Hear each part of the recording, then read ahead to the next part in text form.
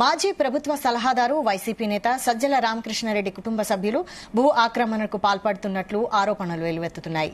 దీంతో deputy CM Pawan Kalyan సమగ్ర విచారణ చేపట్టాలని అధికారులను ఆదేశించారు. కడప జిల్లా సీకేదిన్న రెవెన్యూ పరిధిలోని 1599, 1600/1, 2, 1601/1, 12, 255తో పాటు ఇతర సర్వే నెంబర్లలోని భూములు సజ్జల కుటుంబ సభ్యుల ఆధీనంలో ఉన్నాయి. అయితే 42 ఎకరాల అటవీ భూములను సజ్జల ఫ్యామిలీ ఆక్రమించిందని ఆరోపణలున్నాయి. దీంతో సమగ్ర విచారణ చేపట్టి నివేదిక ఇవ్వాలని కడప జిల్లా కలెక్టర్ను పవన్ కళ్యాణ్ ఆదేశించారు. ఎవరి ఆధీనంలో ఉన్నాయి, వన్యప్రాణులకు ఎలాంటి హాని కలిగింది వంటి అంశాలపై విచారణ జరపాలని సూచించారు. అంతేకాదు అటవీ భూముల పరిరక్షణకు చర్యలు చేపట్టాలని కలెక్టర్ను డిప్యూటీ సీఎం పవన్ ఆదేశించారు.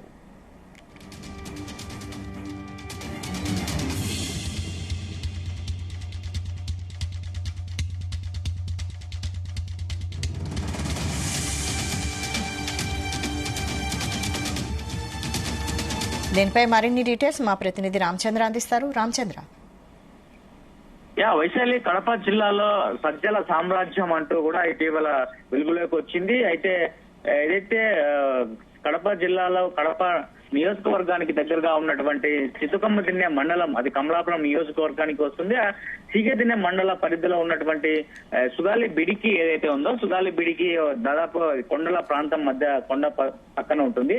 అక్కడ దాదాపు ఆ ఫారెస్ట్ ఏదైతే అటవీ శాఖ భూమికి సంబంధించినటువంటి భూమిని కబ్జా చేసి అక్కడ అనధికారికంగా బినామీల పేర్లు చెప్పి ఏదైతే గత ప్రభుత్వంలో ప్రభుత్వ సలహాదారులుగా అన్ని శాఖల అధిపతిగా ఉన్నటువంటి పేరుగాంచినటువంటి సజ్జల రామకృష్ణారెడ్డి ఇక్కడ పెద్ద ఎత్తున గెస్ట్ హౌస్ అలాగే పెద్ద ఎత్తున కాంపౌండ్ కట్టుకున్నారని చెప్పి పెద్ద ఎత్తున ఆరోపణలు వచ్చాయి. అయితే ఈ నేపథ్యంలోనే పవన్ కళ్యాణ్ దీనిపై సమగ్ర విచారణ అలాగే సమగ్ర నివేదికను కూడా కడప జిల్లా కలెక్టర్ ను కోరుతూ కూడా ఆదేశాలు జారీ చేయడం జరిగింది. మొత్తానికి చాలా ఆలస్యంగా ఈ ఘటన ఏదైతే ఈ భూమికి సంబంధించి అటవీ భూములను కబ్జా చేసి అక్కడ బినామీ పేర్లతో ఆన్లైన్ ఎక్కించుకొని అక్కడ పెద్ద విలాసవంతమైనటువంటి ఫామ్ హౌస్ ను సజ్జల రామకృష్ణారెడ్డి నిర్మించుకున్నారన్న ఒక ఏదైతే కథనాలు కావచ్చు అలాగే వచ్చాయో, మొత్తానికి ఆ నేపథ్యంలోనే పవన్ కళ్యాణ్ ఏపీ ఉప ముఖ్యమంత్రి పవన్ కళ్యాణ్ కూడా దీనిపై సమగ్ర విచారణకు ఆదేశించినట్టుగా తెలుస్తోంది. అవి కూడా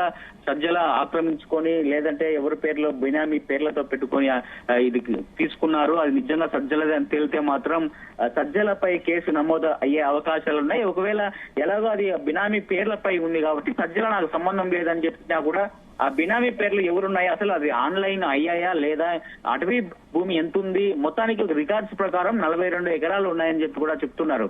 కానీ ఇంకా అక్కడ 100 ఎకరాలు కూడా ఆక్రమించుకొని ఇంకా పూర్తి స్థాయిలో చుట్టూ ఒక కాంపౌండ్ నిర్మించుకొని మధ్యలో విలాసవంతమైనటువంటి అత్యధిక దాని అయితే చాలా ఖర్చుతో కూడుకున్నటువంటి ఒక క్షేత్ర ఫామ్ హౌస్ ను కూడా నిర్మించారని చెప్పి కూడా మనకు సమాచారం అందుతోంది. మరి ఎప్పుడు సంక్రాంతి పండుగ వచ్చినా కూడా అక్కడ పెద్ద ఎత్తున రేవ్ పార్టీలు కూడా జరిగేవనే ఒక ఆసక్తికరమైనటువంటి విషయాలు కూడా వెలుగులోకి వస్తున్నాయి. ప్రైవేట్ సెక్యూరిటీతో పూర్తి స్థాయిలో అక్కడ భద్రత ఏర్పాటు చేసుకున్నటువంటి సజ్జల ఆయన సలహాదారుడుగా ఉన్నప్పుడు సమయంలో కూడా ప్రభుత్వ సెక్యూరిటీని అసలు లోపలికి రాని ఒక ఆరోపణలు కూడా వస్తున్నాయి. మరి చూడాలి దీనిపై ప్రభుత్వం ఎలా విచారణ ఇస్తుంది. అలాగే అసలు ఆన్లైన్ ఆ భూమి అంతా కూడా ఏదైతే సర్వే నెంబర్లు ఉన్నాయో ఆ సర్వే నెంబర్ల ప్రకారము ఒక విచారణ కూడా చేసే మొదలు పెట్టారని చెప్పి కూడా తెలుస్తోంది.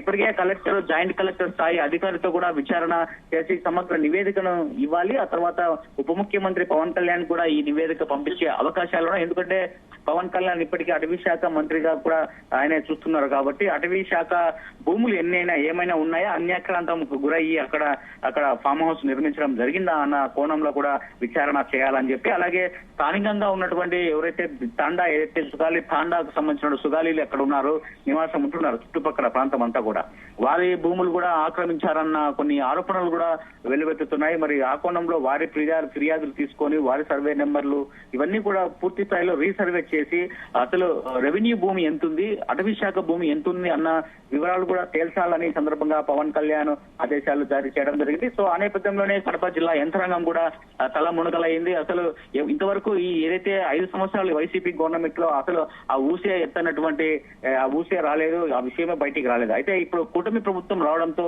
సజ్జల ప్యాలెస్ ఇక్కడ బయట పడిందని చెప్పుకోవచ్చు. ఎందుకంటే సజ్జల కడప జిల్లా వాసి కాబట్టి ఇక్కడ ఆయనకు అనేక సంబంధాలు ఉంటాయి. వారి బంధువులు, వాళ్ళ తమ్ముళ్ల పేర్లతో, అలాగే వాళ్ళ ఇంట్లో పనిచేసే పని మనుషుల పేర్లతో కూడా ఇవన్నీ పెట్టారని చెప్పి కూడా ఆరోపణలు వస్తున్నాయి. మొత్తం ఆ మీద వీటిపై పూర్తి స్థాయిలో సమగ్ర నివేదికను అలాగే విచారణను చేసి జిల్లా యంత్రాంగం అయితే పూర్తి స్థాయిలో నిగ్గు తేల్చనుందని చెప్పుకోవచ్చు. మరి దీనిపై సజ్జల ఏమైనా స్పందిస్తారా, నాకు సంబంధం లేదని చెప్తారా, లేకపోతే ఎంతవరకు తన భూమి ఉంది, ఆ భూమిలోనే తను ఫామ్ హౌస్ కట్టుకున్నానన్నది వెల్లడిస్తారా అన్నది కూడా మనము చూడాల్సింది. మొత్తానికి సజ్జలను టార్గెట్ చేస్తూ కూటమిలో ఉన్నటువంటి నాయకులు అందరూ కూడా ఏదైతే సజ్జల నిర్మించుకున్నటువంటి ఫామ్ హౌస్ ను వెలుగులోకి తీసుకురావడం కడప జిల్లాలో పెద్ద చర్చనీయాంశంగా అలాగే సంచలనంగా మారిందని చెప్పుకోవచ్చు. వైశాలి.